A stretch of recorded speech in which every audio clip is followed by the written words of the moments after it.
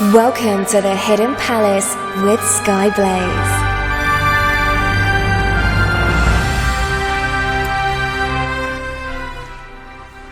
Good morning, afternoon, evening or night, wherever you are in the world. I am Skyblaze and this is the Hidden Palace here on RadioSEGA. It's our 14th anniversary here at RadioSEGA and we're having a bit of an event. Again, nothing wrong with that. Thank you to Silver Sonic, who did a great lead-in. Did manage to listen to some of his show. A lot of non-standard music for RadioSEGA, but a lot of it was really, really good. So thanks to him for that.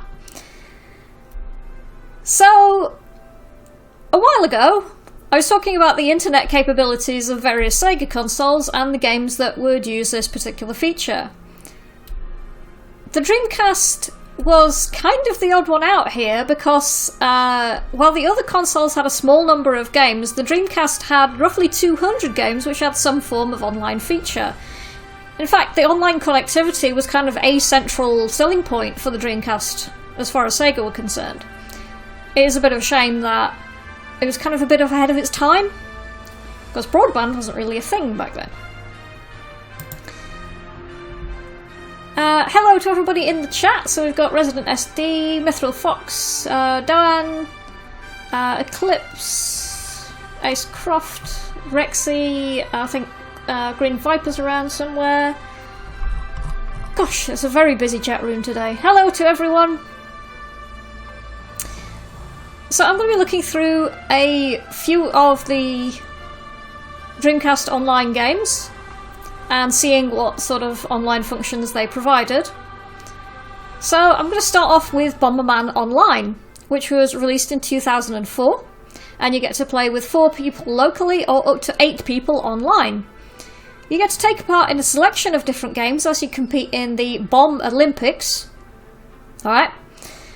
You always start out with your standard battle game, and depending on if you win, you can have a go at Bomber Karate, where you charge up a power bar and then strike a series of blocks. Depending on how far you go, you'll get a power-up or a power-down as a prize. That actually kind of reminds me of the thing in Mortal Kombat where you have to smash the boards in between the original Mortal Kombat. You have to smash the various boards in between rounds. Only, you know, adorable because it's Bomberman. If you were unfortunate enough to lose the match, you have a Miso Bomb mode active. You get to travel on the outer edge of the ring and you can throw bombs into the arena. This is a feature that's in quite a few of the Bomberman games, and it is great fun to mess with people when they can't hit you back. If you have Super Miso Bomb active, then you can replace an opponent in the ring if you manage to hit them with your bomb. Wow! Along with your standard game mode, you also get 4 other game rules, which include Hyper Bomber, where you collect 3 target panels and have to touch the centre gate to win. Submarine, where the map is split and bombs you place on your side are then moved over to their respective spot on the opponent's side of the map. So kind of like a Bomberman version of the Battleship game, I guess.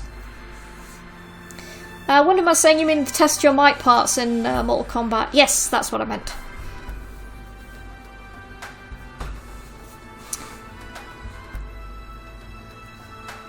Resident SC, the Bomb Olympics, eh? It was a different time.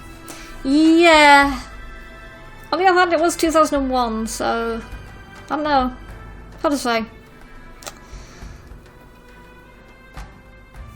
I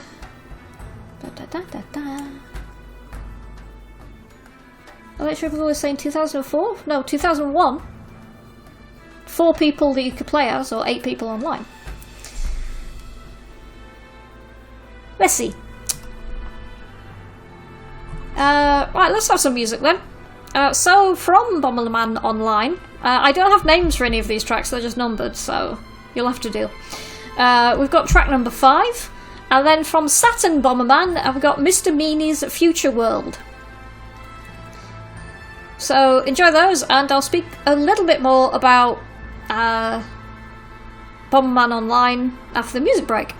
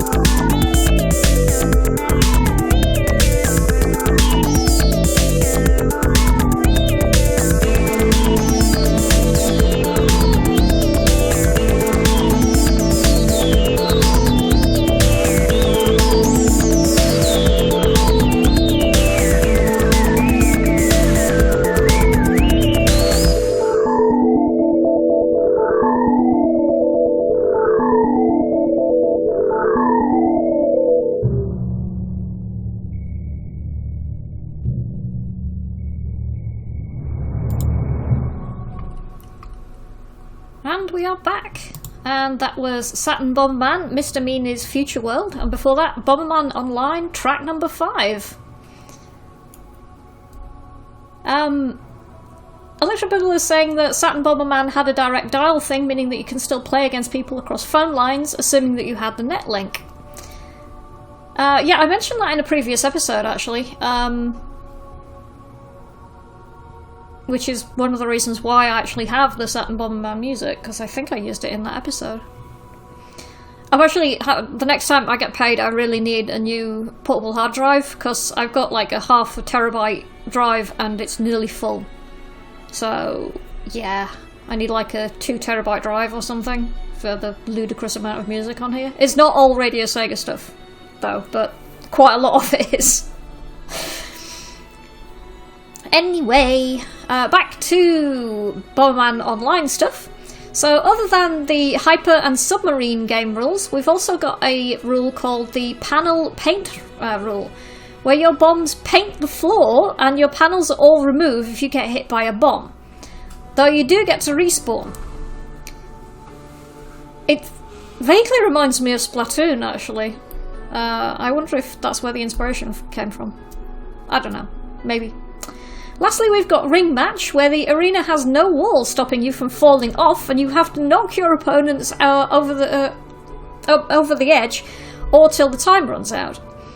The one with the most points wins.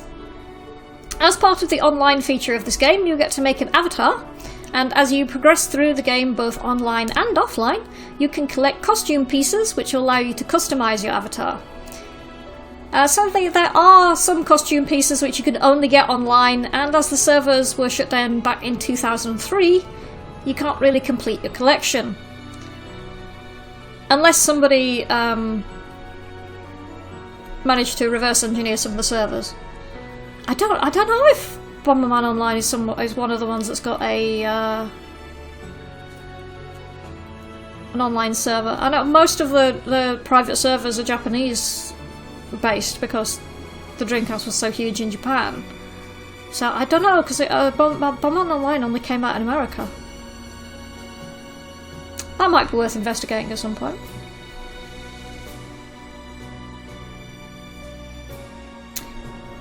Let's see. Dreamcast Live. Bomberman Online is apparently a work in progress, according to research that Electric Boogaloo has very quickly done for us. That's interesting. So it's nice that they're working on it. Although, I don't know where they'd get the kind of server-side data from, since the servers have been down for so long. There must be some serious reverse engineering going on with that. Unless they're just creating the content from scratch, which I guess they could be. I have a lot of respect for the people who do the private server stuff for Dreamcast stuff, because it must take so much work. A lot of dedication there.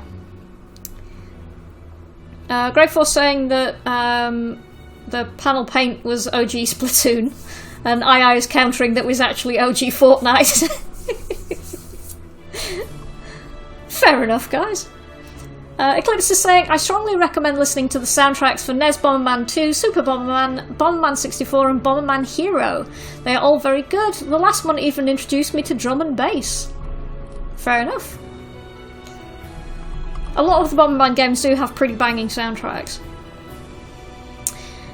Speaking of which, let's have some more. So, again, from Bomberman Online, we've got track 11. And then the next one after that is one I just included because it had the word bomber in the name. It's not actually anything to do with Bomberman, but it is an awesome track. So enjoy those, and I will be back after the break to talk about some more obscure Dreamcast games. Speak to you then.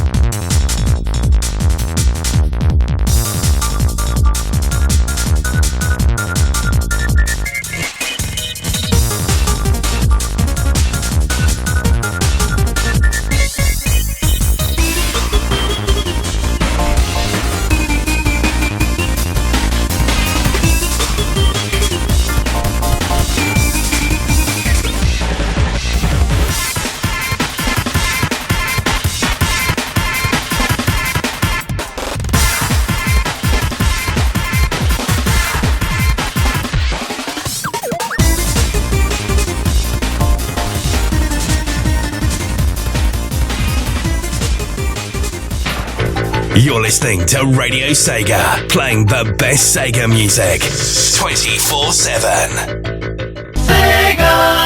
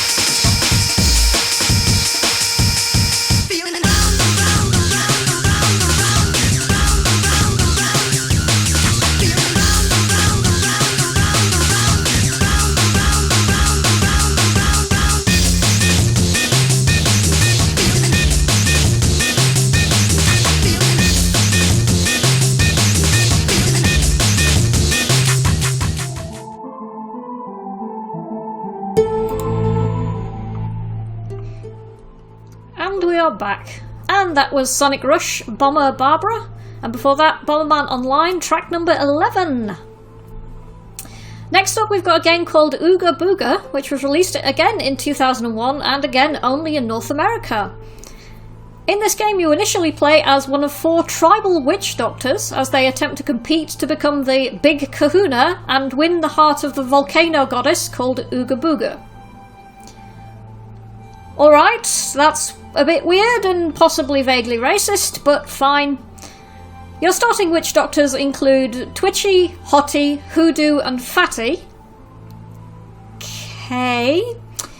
Each of those has a selection of masks that you can unlock for them to wear. As I mentioned when I first started, you initially play as one of these 4, but you can unlock secret characters as well as different masks. The characters are a bit, weird, even by the standards of this already kinda weird game. As the characters include, and I am not making this up, Death, a pirate, a dwarf, a disco dude, a random generic superhero, a leprechaun, and Abraham Lincoln. I got nothing. Why not? You carry on there, game.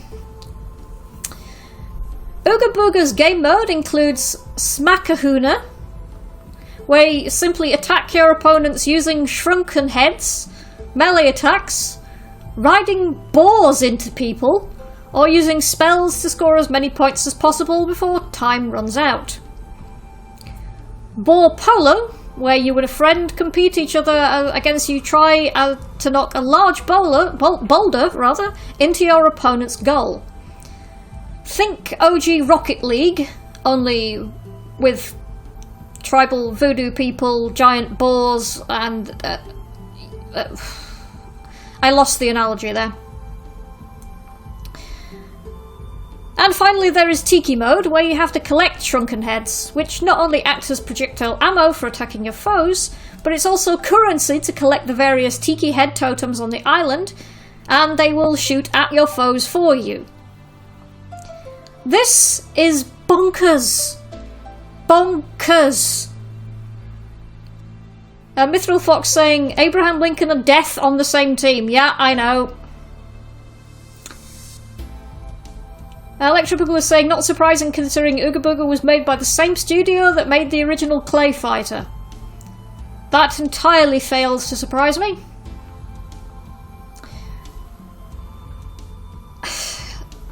Now, as with quite a lot of online titles on Dreamcast, servers for this game were taken down quite a long time ago. However, as of January 2018, online capability was brought back and is compatible with the Dream Pie. Resident SD is saying, this game sounds #completely normal. Yeah, I know, right? I've done a show before about weird games, and this would have fit right in. Because this is a bit strange. I mean, even by Dreamcast standards, and Dreamcast had some wacky games, but whoa. Alright then. Let's have some music then. I couldn't find any music from Ooga Booga. I tried, but it's such a kind of vaguely generic title that it's actually difficult to find anything for it. So instead, we've got The Lost City from the Crash Bandicoot N. Sane trilogy, which has that kind of vaguely voodoo feel thing to it. And then from Soul Calibur, we've got The Cursed Image, because it's a Dreamcast game, and I like the Soul Calibur soundtrack. Also, it has the word cursed in the name. Yeah. Voodoo curses. It made sense in my head, leave me alone. So enjoy those, and I will speak to you guys again after the music break.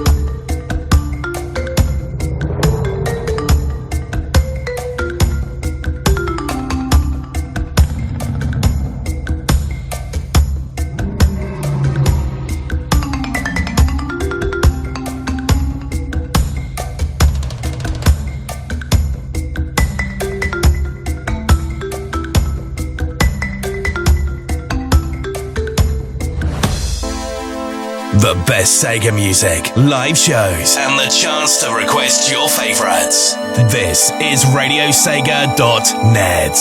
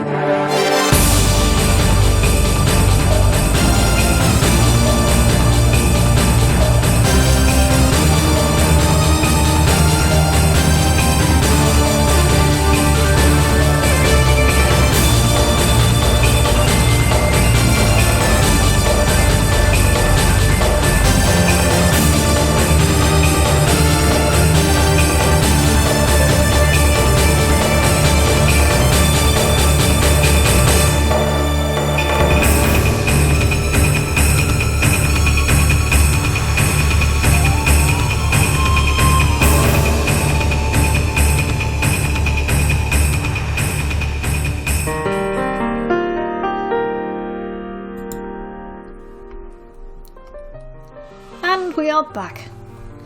And that was Soul Calibur, The Cursed Image, and then before that we had Crash Bandicoot Insane Trilogy, The Lost City.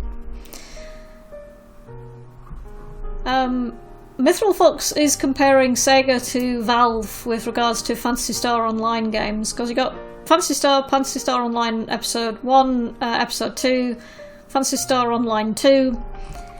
Yeah, but Sega at least has historical capacity for counting past 2. Whereas Valve, not so much. So there's a long-running joke about Valve not being able to count to 3. Look it up if you don't believe me. Moving on to the things I'm actually supposed to be talking about. So, Anima Star is a pretty interesting game. Not so much because of the game itself, but with what I tried to accomplish. It was released in 2000, this time it was Japan only. And this RPG sees you play as a young boy who must try to make his father's anima ranch famous again. To do this, you need to raise and breed various anima that have to compete in races. As you raise them up, you'll be aiming to influence their stats such as speed, stamina, power to increase their chances of winning. Kind of like the Chocobos in Final Fantasy VII or the Chow in Sonic Adventure 2.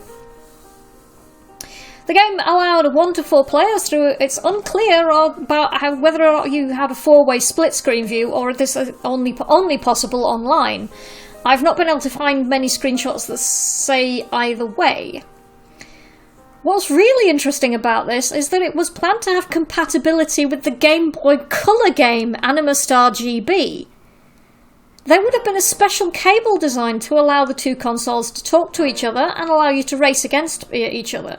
Sadly, this idea was scrapped for unknown reasons, probably because Nintendo and Sega weren't exactly the best of pals at the time.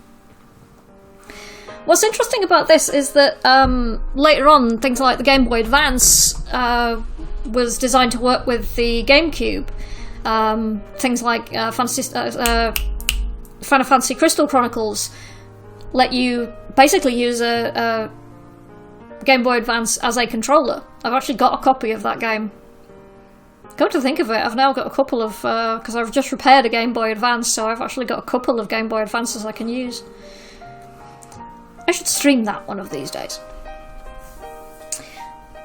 But yeah, it was a pretty interesting idea. Another one of those, like, Sega couldn't have done it first things. Shame that it didn't happen. But I don't imagine that it would have... the compatibility between the two would have been that impressive, because the technology was at pretty early stages at the time. I could be wrong, though. Anyway... Electric Boogaloo is saying, speaking of people who made wrestling games... did they make wrestling games as well? Okay, I know absolutely nothing about wrestling or wrestling games, so I'll have to take your word for it, Electric Boogaloo. But let's have some more music, shall we? So from Anima Star on the Dreamcast, we've got Race BGM number 1. And then from Anima Star GB on the Game Boy Color, we've got BGM number 3. Again, I couldn't find any titles for these. Finding the tracks themselves is enough of a pain. So, I hope you enjoy those. And I'll be back after the break to talk about a Dreamcast music creation tool. That might be of interest to Rexy. Speak to you guys in a bit.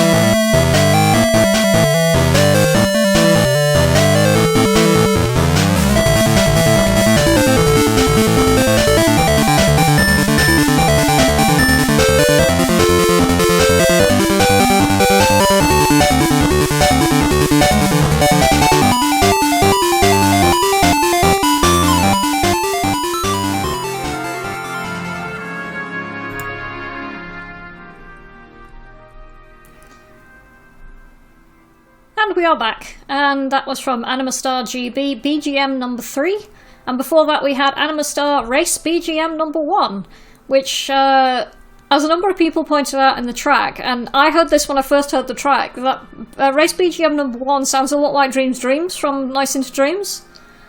I thought I was going mad the first time I heard it. I was like, what? Very strange. But they're pretty good tracks. So, lastly for today, we've got Otore, or O2IRE. I've seen it spelt a couple of different ways. Dreamcast Sequencer, which is a music creation tool which was released in Japan in 1999. This tool lets you create your own MIDI music track using your Dreamcast, and as far as I know, is the only piece of software which uses the Dreamcast MIDI adapter cable. Now, one thing I wouldn't have expected with it being Japan only is that this game comes with a language option which includes English.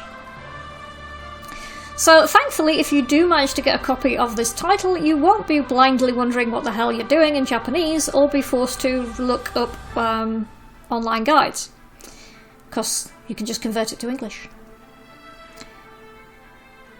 Along with creating your track, there is an option for the Dream Passport 2.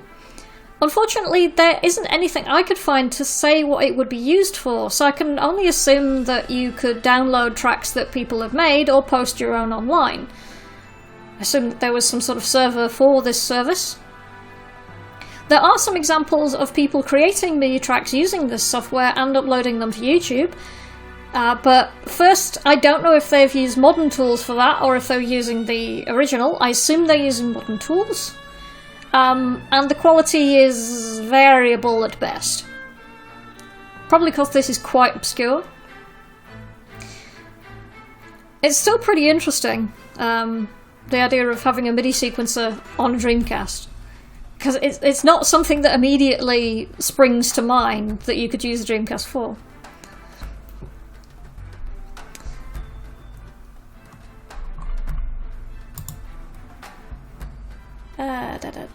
What else is going on? Gavy's saying there's a song that Brandon Flowers did on his second solo album that sounds a lot like Nights. I will take your word for that one. And Eclipse was saying that both of the Animastar tracks sounded really good. Thank you very much. Jamie enjoyed them as well, I think. Excellent. Right, so let's have another couple of tracks. So this one, my only request for tonight for some reason. This one was requested by Electric Boogaloo, and it's from Outrigger, and it's 160 seconds. And then after that, we've got from Metropolis Street Racer, Am I Only Dreaming? Mostly because with Autore being something where you're supposed to create music, I didn't really have a lot of music to use from it. Oh well. So enjoy those, and I'll be back after this music break for today's Chiptune Corner.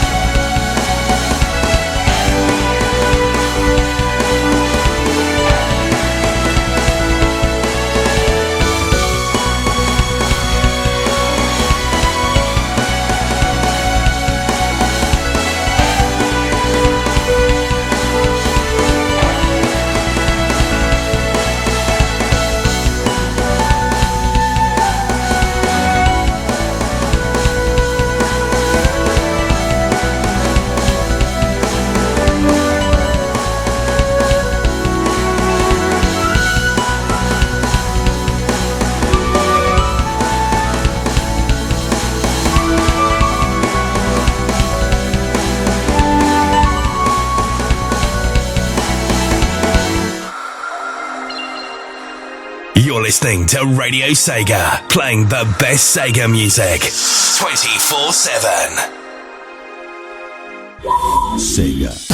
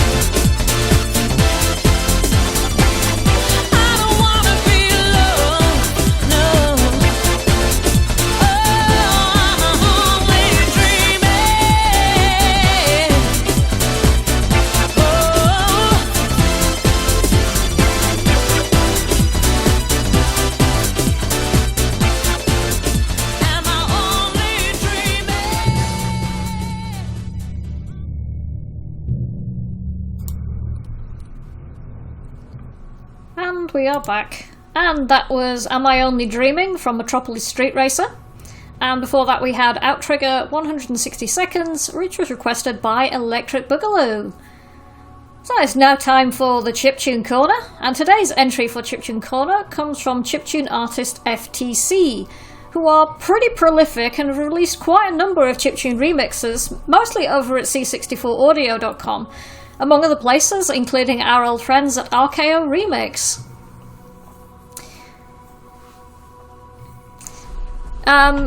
So, from FTC, we've got a track which is called Airwolf. Yes, it is based on a game about the TV show and is kind of a chiptune version of the Airwolf theme. It's pretty good, so I hope you enjoy that. And let me know what you think. You can find FTC stuff over at remix64.com. I will, in fact, drop a link in the Discord chat, if it will let me. Come on. There we go.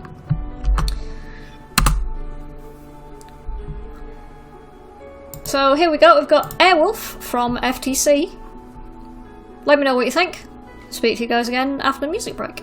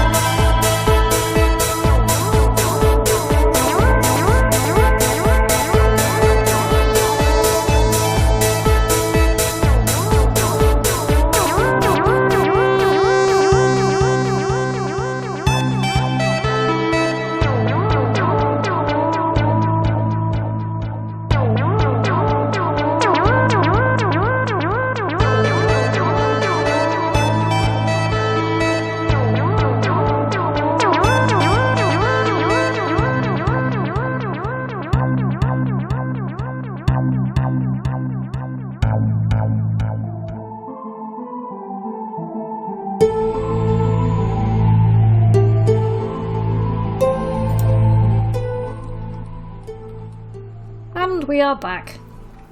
Just a quick one today from me, and on the Chiptune Corner.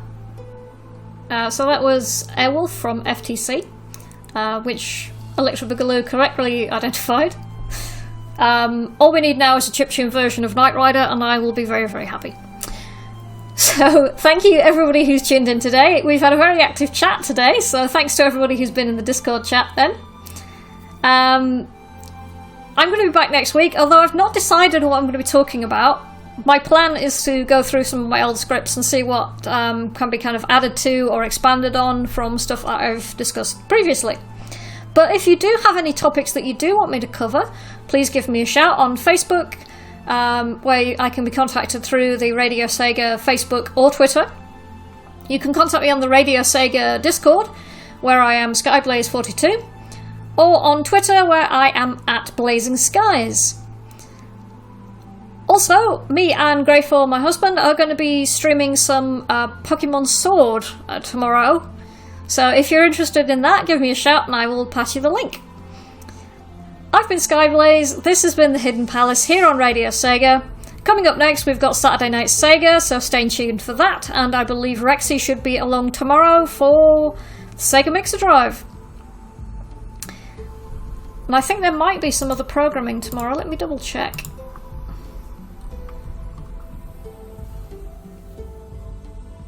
Oh, it's just Saturday, okay. So yeah, there should be Sega Mixer Drive tomorrow, I believe. So keep your ears peeled for that.